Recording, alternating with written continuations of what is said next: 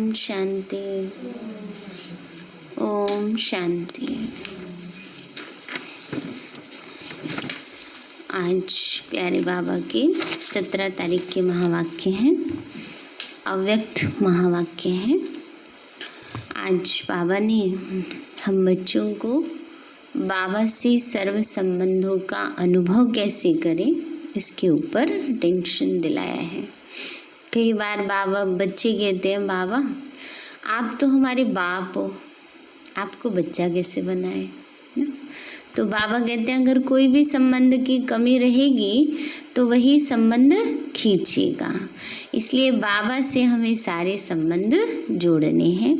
किसी भी संबंध की बाबा से जोड़ने में कमी ना रह जाए, क्योंकि एक संबंध अगर है तो दूसरा संबंध बनाने में मनुष्यों के लिए लिमिटेशन है, परमात्मा के लिए कोई लिमिटेशन नहीं है। इसलिए अनुभव के आधार से हम बाबा से सारे संबंध जोड़ सकते हैं, क्योंकि हमारे मन की बात है। मन बुद्धि से जिससे जो चाहे संबंध बुद्धि से बाबा से जोड़ सकते हैं। तो जिस भी संबंध की कमी हो ये नहीं, लेकिन सारे ही संबंध बाबा से होंगे तो कोई भी संबंध की कमी अनुभव नहीं होगी और कोई भी संबंध हमें अपनी तरफ खींचेगा नहीं। तो आज बाबा ने हम बच्चों को यही सहज युक्ति बताई है। रिवाइज कोर्स है 14 अक्टूबर 1987। मुरली का हेडिंग है ब्राह्मण जीवन, बाप से सर्व संबंध अनुभव करने की जीवन। ब्राह्मण जीवन, बाप से सर्व संबंध अनुभव करने की जीवन। बाबा बोले, आज बाप दादा अपने अनेक बार मिलन मनाने वाले, अनेक कल्पों से मिलने वाले बच्चों से फिर मिलन मनाने आए हैं। यह अलौकिक अव्यक्त मिलन भविष्य स्वर्ण युग में भी नहीं हो सकता। बाबा ने कहा ये मिलन भविष्य स्वर्णिम युग सतयुग में भी नहीं हो सकता। सिर्फ इस समय इस विशेष युग को वरदान है बाप और बच्चों के मिलने का। इसलिए इस युग का नाम ही है संगम युग, अर्थात मिलन मनाने का युग। ऐसे युग में ऐसा श्रेष्ठ मिलन मनाने के विशेष पाठधारी आप आत्माएं हो। बाप दादा भी ऐसे कोटों में कोई श्रेष्ठ भाग्यवान आत्माओं को देख हर्षित होते हैं और स्मृति दिलाते हैं। आदि से अंत तक कितनी स्मृतियाँ दिलाई हैं ना। बाबा कहते हैं बाबा भी बच्चों के भाग्य को देखकर हर्षित होते हैं और याद दिलाते हैं। बाबा ने कहा बाबा ने कितनी स्मृतियाँ दिलाई हैं, याद करो तो लंबी लिस्ट निकल आएगी।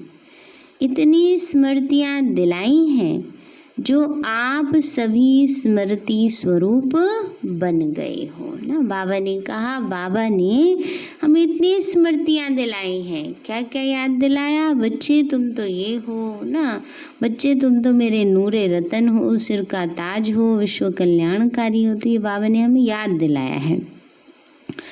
तो बाबा कहते बच्चे भक्ति में आप स्मृति स्वरूप आत्माओं के यादगार रूप में भक्त भी हर समय सिमरन करते रहते हैं। आप स्मृति स्वरूप आत्माओं के हर कर्म की विशेषता का सिमरन करते रहते हैं।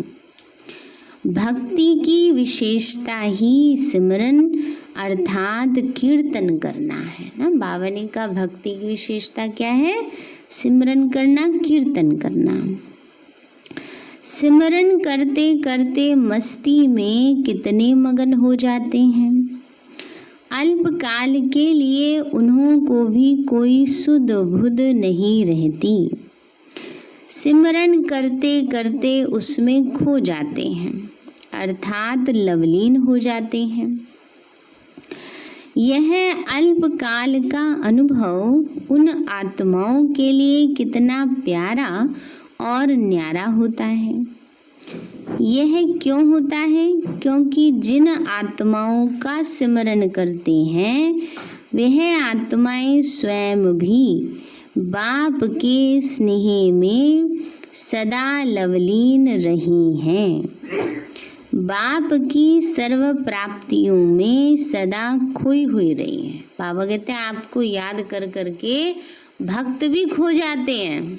क्यों? क्योंकि आप इतनी बाबा की याद में मगन रहे हो।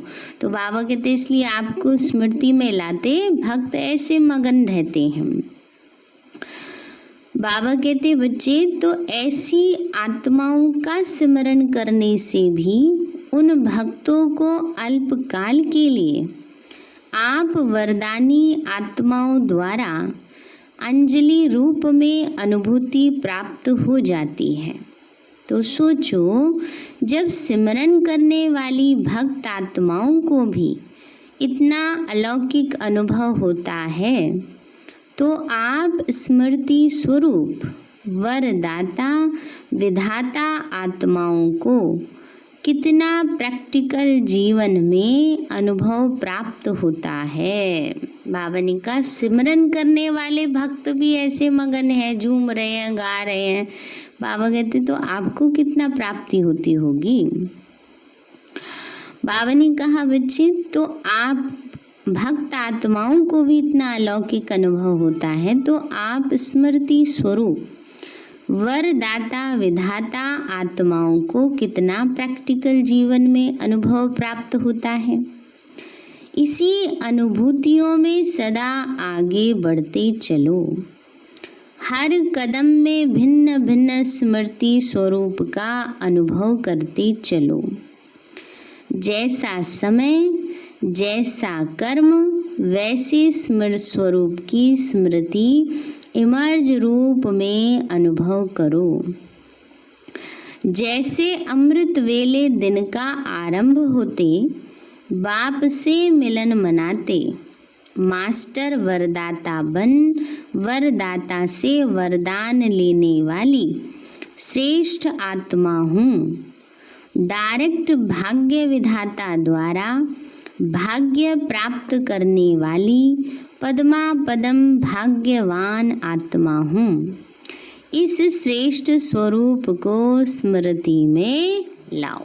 बाबा ने कहा बच्चे जैसे अमृत वेले से ही दिन आरंभ होता है तो क्या स्मृति आती है कि मैं इतनी श्रेष्ठ भाग्यवान आत्मा हूँ जो स्वयं भगवान से मिलन मना रही हूँ। वरदानी समय है, वरदाता विधाता साथ में है। बाबा कहते ये स्मृति आती है ना, वरदानी समय है, वरदाता और विधाता बाबा ने कहा बच्चे वरदाता विधाता साथ में है। मास्टर वरदानी बन स्वयं भी संपन्न बन रहे हो और अन्य आत्माओं को भी वरदान दिलाने वाले वरदानी आत्मा हो। इस स्मृति स्वरूप को इमर्ज करो। ऐसे नहीं कि ये तो मैं हुई, क्या याद करूं, मैं तो हुई। कई बच्चे कहते हैं ना हम तो है ही बाबा के, क्या याद करना बाबा को। ऐसे थोड़ी चलेगा, है ना। बाबा कहते हैं बच्चे ऐसे नहीं कि तो मैं हुई, क्या याद करूं। नहीं, बाबा कहते हैं बार बार अपने आप को याद दिलाना पड़ेगा। लेकिन भिन्न भिन्न स्मृति स्वरूप को समय प्रमाण अनुभव करो तो बहुत विचित्र खुशी विचित्र प्राप्तियों का भंडार बन जाएंगे और सदैव दिल से प्राप्ति के गीत स्वतः ही अनहद शब्द के रूप में निकलता रहेगा कि पाना था सो पा लिया, काम क्या बाकी रहा। इसी प्रकार भिन्न भिन्न समय और कर्म प्रमाण स्मृति स्वरूप का अनुभव करते जाओ। मुरली सुनते हो तो यह स्मृति रहे कि गॉडली स्टूडेंट लाइफ ईश्वरीय विद्यार्थी जीवन अर्थात भगवान का विद्यार्थी हूँ। बाबा कहते हैं सवेरे से पहले तो अमृत वेले से याद करो कि वरदाता विधाता के साथ मैं हूँ, बाबा के साथ। फिर मुरली सुन रहे हैं तो कौन है हम? स्टूडेंट हैं, विद्यार्थी हैं, भगवान के विद्यार्थी हैं। स्वयं भगवान मेरे लिए परम धाम से पढ़ाने आए हैं। यही विशेष प्राप्ति है जो स्वयं भगवान आता है। इसी स्मृति स्वरूप से जब मुरली सुनते हैं तो कितना नशा होता है। अगर साधारण रीति से नियम प्रमाण सुनाने वाला सुना रहा है और सुनने वाले सुन रहे हैं तो इसका नशा नहीं होता ना, नशा अनुभव नहीं होता। लेकिन जब सोचेंगे कि हम तो भगवान से पढ़ रहे हैं, स्वयं भगवान हम बच्चों को पढ़ा रहे हैं, तो बाबा के दिन नशा चढ़ेगा। लेकिन भगवान के हम विद्यार्थी हैं, इस स्मृति को स्वरूप में लाकर फिर सुनो, तब अलौकिक नशे का अनुभव होगा। समझा? भिन्न भिन्न समय के भिन्न भिन्न स्मृति स्वरूप के अनुभव में कितना नशा होगा। ऐसे सारे दिन के हर कर्म में बाप के साथ स्मृति स्वरूप बनते चलो ना। बाबा ने कहा ऐसे हर कर्म करते सारे दिन में बाबा के साथ ऐसी स्मृतियाँ स्वरूप में अनुभव करते चलो, माना वो बातें याद करते चलो। तो बाबा कहते हैं बच्चे, कभी भगवान को सखा व साथी रूप का, कभी जीवन साथी रूप का, कभी भगवान मेरा मुरब्बी बच्चा है, अर्थात पहला पहला हकदार है, पहला वारिस है। कोई ऐसा सुंदर और बहुत लायक बच्चा होता है तो माँ बाप को कितना नशा रहता है ना। बाबा कहते हैं बच्चे पहला बच्चा है बाबा, लास्ट वाला नहीं है।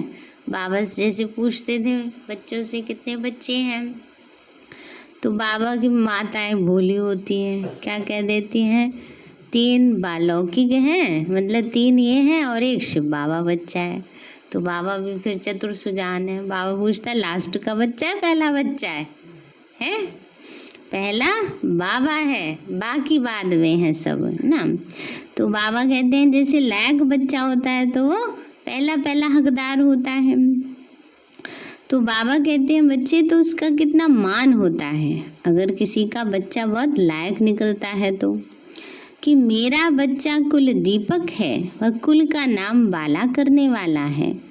तो जिसका भगवान ही बच्चा बन जाए उसका नाम कितना बाला होगा, उसके कितने कुल का कल्याण हो जाएगा। तो जब कभी दुनिया के वातावरण से या भिन्न भिन्न समस्याओं से थोड़ा भी अपने को अकेला या उदास अनुभव करो तो ऐसे सुंदर बच्चे रूप से खेलो, सखा रूप से खेलो। कभी थक जाते हो तो माँ के रूप में गोदी में सो जाओ, समा जाओ। कभी दिल शिकस्त हो जाते हो तो सर्वशक्तिवान स्वरूप से मास्टर सर्वशक्तिवान के स्मृति स्वरूप का अनुभव करो। तो दिल शिकस्त से दिल खुश हो जाएंगे ना। बाबा ने कहा कभी दिल शिकस्त हो जाते हो तो भी बाबा की याद में समा जाओ, मास्टर सर्वशक्तिवान अपने को समझ के। और कभी थक जाते हो तो बाबा माँ भी है, गोदी में सो जाओ। तो बाबा कहते हैं बच्चे तो दिल शिकस्त से दिल खुश हो जाएंगे। भिन्न भिन्न समय पर भिन्न भिन्न संबंध से भिन्न भिन्न अपने स्वरूप के स्मृति को इमर्ज रूप में अनुभव करो। तो बाप का सदा साथ स्वतः ही अनुभव करेंगे और यह संगम युग की ब्राह्मण जीवन सदा ही अमूल्य अनुभव होती रहेगी। और बात कि इतने सर्व संबंध निभाने में इतने बिजी रहेंगे जो माया को आने की फुर्सत ही नहीं मिलेगी ना। जब बाबा को ही सब कुछ बना लिया, बाबा से ही सारे संबंध हैं, तो बुद्धि इधर उधर नहीं जाएगी। जैसे लौकिक बड़ी प्रवृत्ति वाले सदैव यही कहते कि प्रवृत्ति को संभालने में इतना बिजी रहते जो और कोई बात याद ही नहीं रहती है, क्योंकि बहुत बड़ी प्रवृत्ति है। कह देते ना घर गृहस्थी वाले, क्या करे बहन जी, इतने काम है, इतनी बड़ी गृहस्थी है, उसी के संभाल में लगे रहते हैं, टाइम ही नहीं मिलता है। तो बाबा कहते हैं जैसे ब्राह्मण आत्माओं की प्रभु से प्रीत निभाने की प्रभु प्रवृत्ति कितनी बड़ी है। आपकी प्रभु प्रीत की प्रवृत्ति सोते हुए भी चलती है। अगर योग निद्रा में हो तो आपकी निद्रा नहीं है, लेकिन योग निद्रा है। नींद में भी प्रभु मिलन मना सकते हो।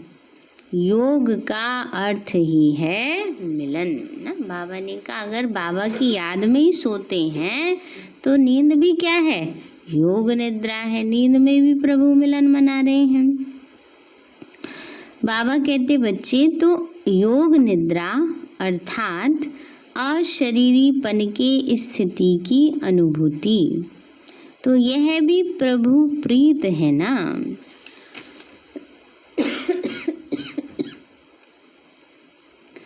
तो आप जैसी बड़े ते बड़ी प्रवृत्ति किसी की भी नहीं है।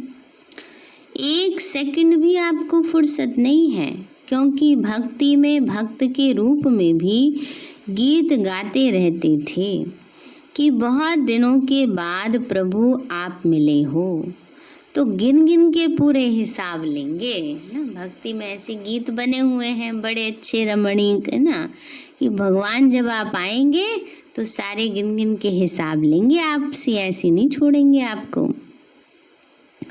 तो एक एक सेकंड का हिसाब लेने वाले हो, सारे कल्प के मिलने का हिसाब इस छोटे से एक जन्म में पूरा करते हो। 5000 वर्ष के हिसाब से छोटा सा जन्म कुछ दिनों के हिसाब से हुआ ना, तो थोड़े से दिनों में इतने लंबे समय का हिसाब पूरा करना है। इसलिए कहते हैं श्वासो श्वास सिमरो।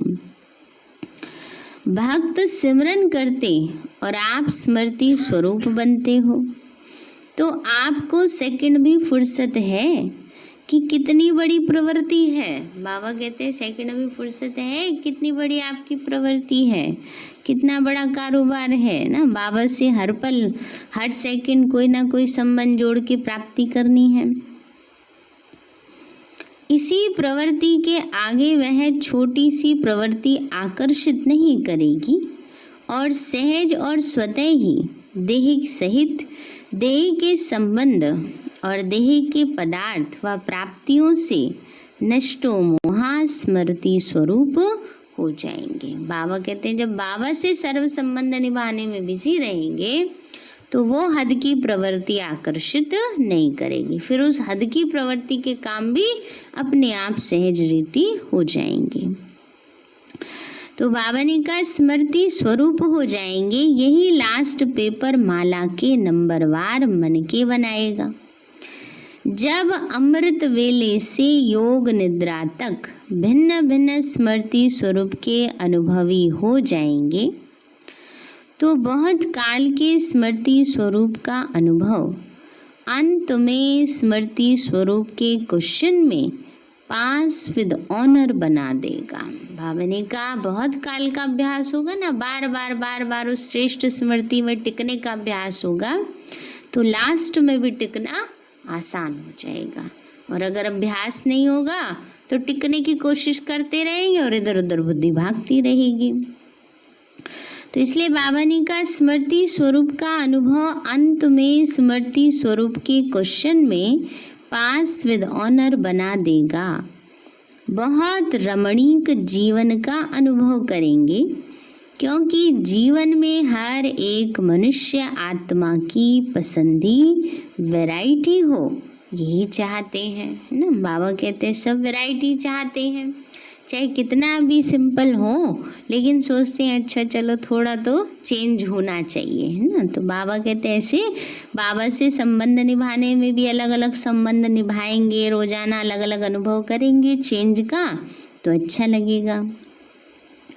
तो ये सारे दिन में भिन्न भिन्न संबंध, भिन्न भिन्न स्वरूप की वैरायटी अनुभव करो। जैसे दुनिया में भी कहते हैं ना, बाप तो चाहिए ही, लेकिन बाप के साथ अगर जीवन साथी का अनुभव ना हो तो भी जीवन अधूरी ही समझते हैं। बच्चा ना हो तो भी जीवन अधूरी समझते हैं। हर संबंध को ही संपन्न जीवन समझते हैं ना। जीवन में सारे संबंध हो, माँ बाप भी हो, परिवार भी हो, संतान भी हो, सारे सुख होने चाहिए। एक भी संबंध की कमी रहती है तो अधूरापन लगता है ना।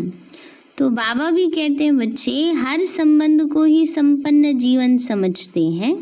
तो यह ब्राह्मण जीवन भगवान से सर्व संबंध अनुभव करने वाली संपन्न जीवन है। एक भी संबंध की कमी नहीं करना। बाबा से एक भी संबंध की तो नहीं है। सारे संबंध जोड़े हैं। या सोचते हैं बाबा वैसे तो सब कुछ बना रखा है आपको, पर फलानी फ्रेंड मुझे बहुत याद आती है। इसका मतलब बाबा को फ्रेंड ही बनाया। ये मुझे माँ की बड़ी याद आती है, बाप की बड़ी याद आती है। बाबा से सारे संबंध जोड़ने हैं तो कोई भी संबंध अपनी तरफ खींचेगा नहीं। हाँ, ये है कि सबसे तोड़ निभाना है, उन सबसे भी तो तोड़ निभा कर चलना है, लेकिन बुद्धि एक में टिकी रहे। तो बाबा कहते हैं बच्चे तो सारे संबंध जोड़ने हैं, एक भी संबंध की कमी नहीं करना। एक संबंध भी भगवान से कम होगा तो कोई ना कोई आत्मा उस संबंध से अपनी तरफ खींच लेगी। जैसे कई बच्चे कभी कभी कहते हैं बाप के रूप तो में तो है ही, लेकिन सखा व सखी अथवा मित्र का तो छोटा रूप है ना, उसके लिए तो आत्माएं ही चाहिए ना, क्योंकि बाप तो बड़ा है। लेकिन परमात्मा के संबंध के बीच कोई भी छोटा या हल्का आत्मा का संबंध मिक्स हो जाता है तो सर्व शब्द समाप्त हो जाता है और यथाशक्ति की लाइन में आ जाते हैं। बाबा कहते हैं परमात्मा के संबंध के बीच में कोई छोटा या हल्का आत्मा का संबंध अगर मिक्स हो जाता है तो बाबा कहते हैं बच्चे फिर क्या आ जाएंगे, सर्व शब्द खत्म, यथाशक्ति। ब्राह्मणों की भाषा में हर बात में सर्व शब्द आता है। जहाँ सर्व है वहाँ ही संपन्नता है। अगर दो कला कम हो गई तो दूसरी माला के मन के बन जाते हैं। इसलिए सर्व संबंधों के सर्व स्मृति स्वरूप बनो। समझा? जब भगवान खुद सर्व संबंध का अनुभव कराने की ऑफर कर रहे हैं तो आफरीन लेना चाहिए। ऐसी गोल्डन ऑफर सिवाय भगवान के और इस समय के ना कभी और ना ही कोई कर सकता है। बाबा ने कहा ऐसी गोल्डन ऑफर भगवान के सिवाय कोई नहीं दे सकता कि सारे संबंध मुझसे जोड़ लो। कोई बाप भी बने और बच्चा भी बने, ये हो सकता है क्या? यह एक की ही महिमा है, एक की ही महानता है। इसीलिए सर्व संबंध का अनुभव, बाबा कहते हैं बच्चे एक की ही महिमा है और एक की ही महानता है। इसलिए सर्व संबंध से स्मृति स्वरूप बनना है, इसमें मजा है ना। ब्राह्मण जीवन किस लिए है? मजे व मौज में रहने के लिए है ना। बाबा कहते हैं ब्राह्मण जीवन किस लिए है? दुखी होने के लिए, कमी के लिए थोड़ी है। बाबा कहते हैं मजे के लिए और मौज के लिए है। बाबा से सारे संबंध जोड़कर मौज मनानी है। तो यह अलौकिक मौज मनाओ। बाबा कहते हैं बच्चे क्या करना है? अलौकिक मौज मनानी है, मजे की जीवन अनुभव करो। अच्छा, आज तो दिल्ली दरबार वाले हैं, राज्य दरबार वाले हो या दरबार में सिर्फ देखने वाले हो, ऑडियंस होते हैं ना, तो राज करने वाले एक होते हैं ऑडियंस, देखने वाले बैठने वाले भी चाहिए, खाली लगेगा नहीं तो। दरबार में राज्य करने वाले और देखने वाले दोनों ही बैठते हैं। तो आप सब कौन हो? कौन है? राज करने वाले कि देखने वाले हैं? देखने वाले तो प्रजा होती है, राज करने वाले हैं। तो दहली की दो विशेषता है, एक है दहली दिलाराम की दिल है, दूसरा गद्दी का स्थान है। दिल है तो दिल में कौन रहेगा? दिलाराम। तो दहली निवासी अर्थात दिल में सदा दिलाराम को रखने वाले, ऐसे अनुभवी आत्माएं और अभी से स्वराज्य अधिकारी सो भविष्य में विश्व राज्य अधिकारी। दिल में जब दिलाराम है तो राज्य अधिकारी अभी हैं और सदा रहेंगे। तो सदा अपनी जीवन में देखो ये दोनों विशेषताएं हैं, दिल में दिलाराम और एक अधिकारी भी। ऐसे गोल्डन चांस, गोल्डन से भी डायमंड चांस लेने वाले कितने भाग्यवान हो। तो अभी तो बेहद सेवा का बहुत अच्छा साधन मिला है, चाहे देश में चाहे विदेश में।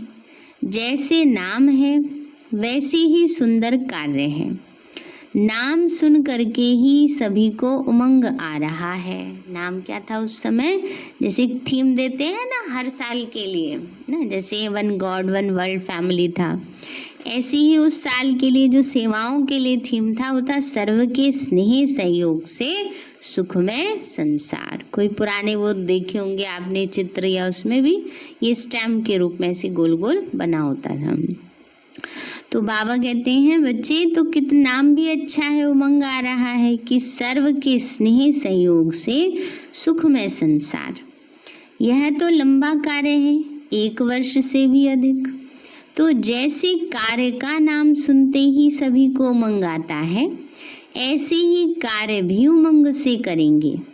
जैसे सुंदर नाम सुनकर खुश हो रहे हैं, वैसे कार्य होते सदा खुश हो जाएंगे। यह भी सुनाया ना कि प्रत्यक्षता का पर्दा हिलने का अथवा पर्दा खुलने का आधार बना है और बनता ही रहेगा। सर्व के सहयोगी जैसे कार्य का नाम है, वैसे ही स्वरूप बन सहज कार्य करते रहेंगे। तो मेहनत निमित्त मात्र और सफलता पदम गुणा अनुभव करते रहेंगे। बाबा ने कहा जैसे कार्य का नाम है कि सर्व के सहयोग और स्नेह से सुखमय संसार है ना, तो जब सब कार्य में बाबा के सहयोग करते हैं तो क्या हो जाता है? वो कार्य सहज हो जाता है, बड़ा अच्छा हो जाता है। तो बाबा कहते हैं ऐसे कार्य करते हुए भी सदा खुश रहना है। सर्व के सहयोगी जैसे कार्य का नाम, वैसे ही स्वरूप बन सहज कार्य करते रहेंगे। तो मेहनत निमित्त मात्र और सफलता पदम गुणानुभव करते रहेंगे। ऐसे अनुभव करेंगे जैसे कि करावनहार निमित्त बनाए करा रहा है और मैं कर रहा हूँ। मैं कर रहा हूँ ये नहीं, इससे सहयोगी नहीं बनेंगे। कौन करा रहा है?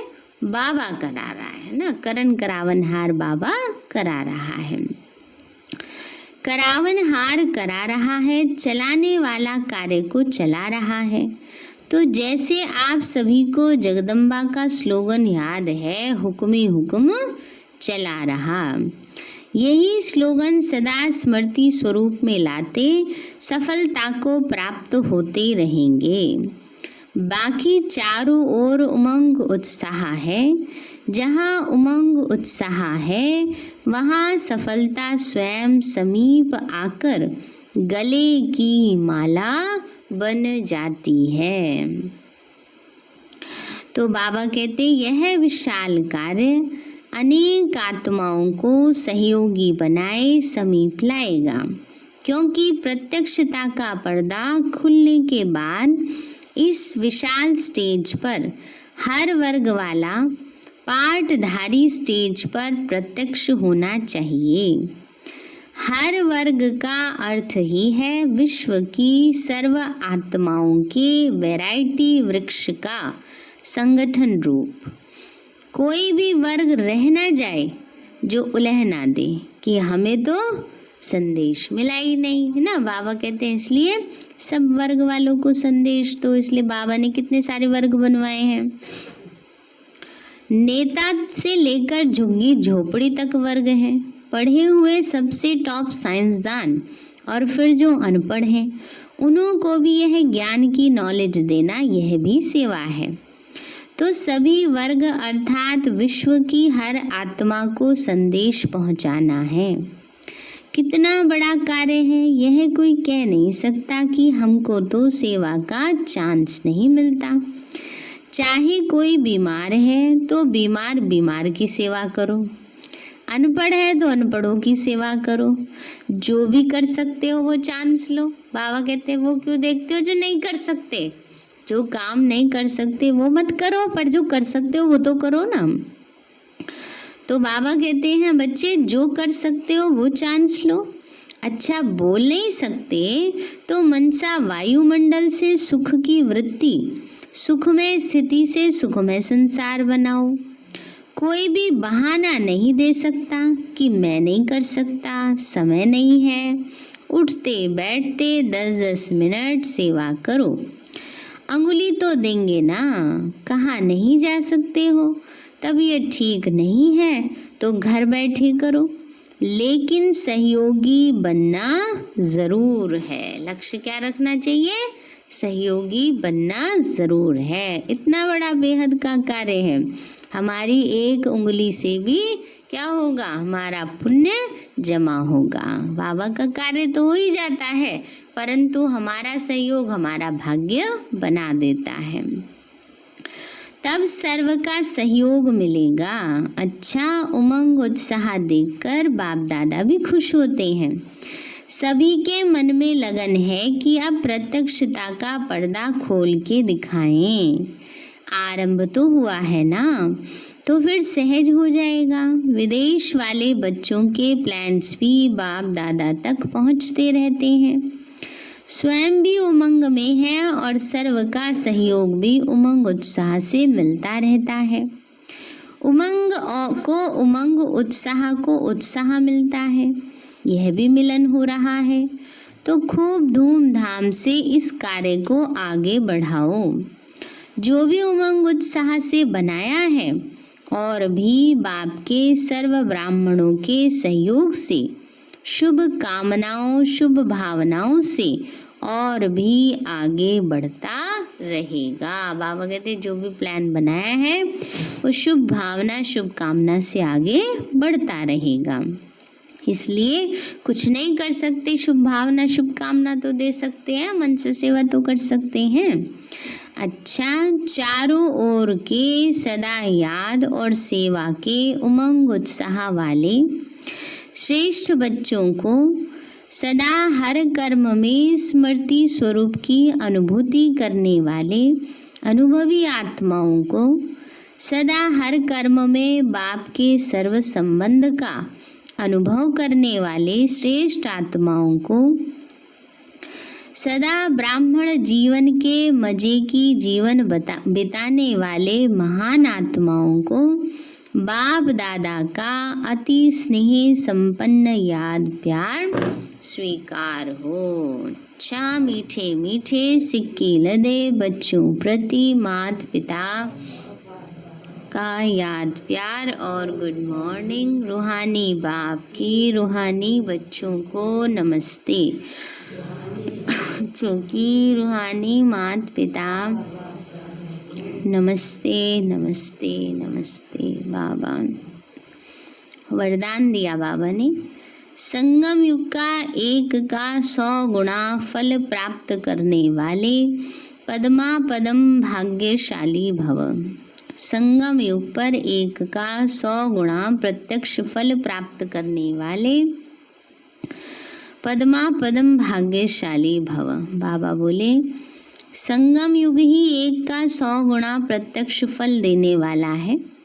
सिर्फ एक बार संकल्प किया कि मैं बाप का हूँ, मैं मास्टर सर्वशक्तिवान हूँ, तो माया जीत बनने का, विजयी बनने के नशे का अनुभव होता है।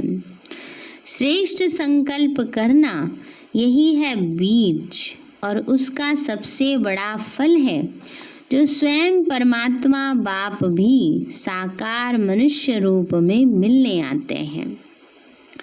इस फल में सब फल आ जाते हैं। बाबा ने कहा इतनी तपस्या का बाबा ने ऐसे हमें फल दिया, तो इसमें सब फल आ जाते हैं जो स्वयं भगवान हमसे मिलने आते हैं। स्लोगन है, सच्चे ब्राह्मण वह हैं जिनकी सूरत और सीरत से प्योरिटी की, पर्सनालिटी व रॉयल्टी का अनुभव हो। सच्चे ब्राह्मण वह हैं जिनकी सूरत और सीरत से प्योरिटी की, पर्सनालिटी व रॉयल्टी का अनुभव हो। सूचना है, आज मास का तीसरा रविवार अंतर्राष्ट्रीय योग दिवस है। सायं 6:30 से 7:30 बजे तक सभी भाई बहनें विशेष योग तपस्या करते हुए अपनी शुभ भावना संपन्न संकल्पों द्वारा प्रकृति सहित विश्व की सर्वात्माओं को शांति और शक्ति के वाइब्रेशन देने की सेवा करें। और आज का बाबा का कदम है,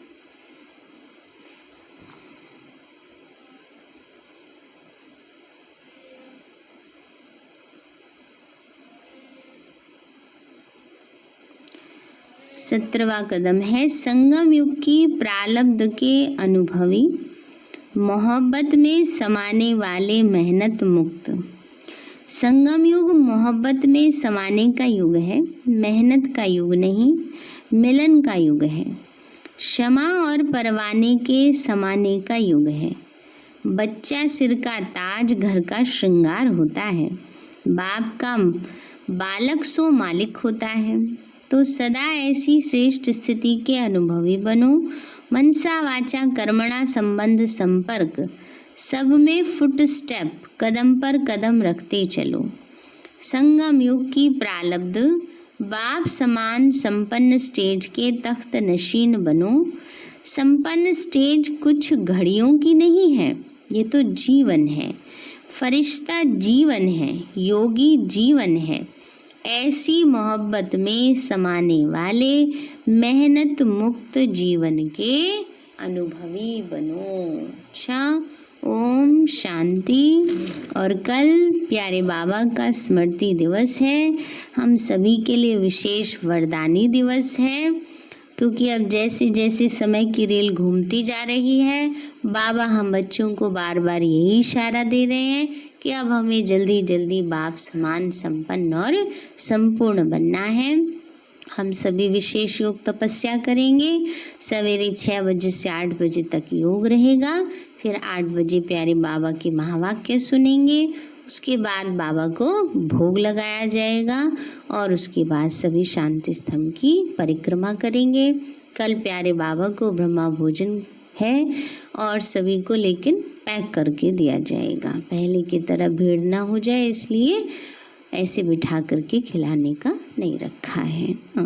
बाकी सभी सारे दिन में बार जितना भी हो सके योग युक्त होकर रहना है। खूब योग तपस्या करनी है। शाम को बाबा का प्रोग्राम भी है, ऑनलाइन सभी मिलन भी मनाएंगे और बाबा की याद में मौन में रहेंगे। अमृत वेला कल कोई भी मिस नहीं करे, है ना, क्योंकि बाबा अमृत वेले से ही सब बच्चों को वरदान देना शुरू कर देते हैं। तो कल यही हम संकल्प रखें कि हमें बाबा से बहुत सारे वरदान लेने हैं और अपनी स्थिति को संपूर्ण बनाने का पुरुषार्थ करना है। ओम शांति। मीठे बाबा, आपने हमें